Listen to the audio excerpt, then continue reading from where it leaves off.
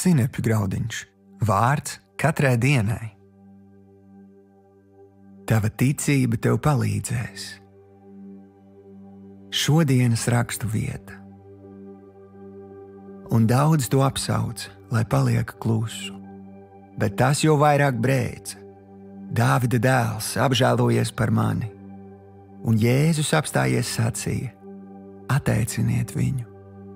Un tie aicināja aklo tam sacīdami: Turi drošu prātu, celies, viņš tevi aicina.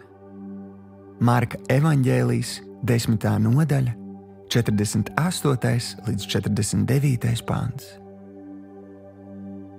Šodienas pārdomas. Marka evaņģēlijā lasām par aklu vīru. Uzzinājis, ka garām iet Jēzus, viņš skaļā balsī sauca pēc žēlastības. Apkārtējie viņu mēģināja apklusināt, bet vīrs bija pilns neatlaidības un apklusa tikai tad, kad bija saņēmis savu brīnumu. Pūlī noteikti bija vēl kādi, kam bija vajadzīgs brīnums. Redzot Jēzu kalpojumu citiem, viņi pat ticēja, ka Jēzus to spēja paveikt.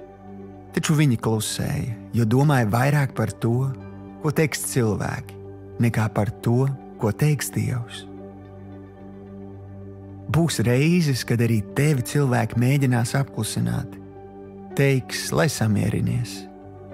Es mudinu tevi šādos brīžos domāt tikai par to, ko par tavu situāciju saka Dieva vārds.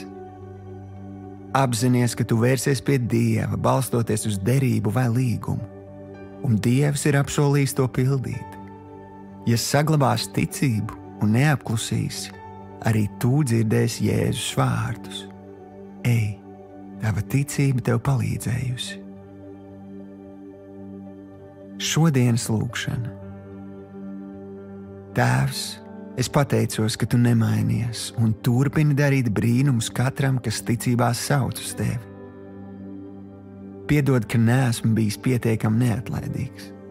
Paldies, ka tu stiprini mani ar tavu garu, un es spēju ticībā nostāvēt, līdz saņemu manu brīnumu.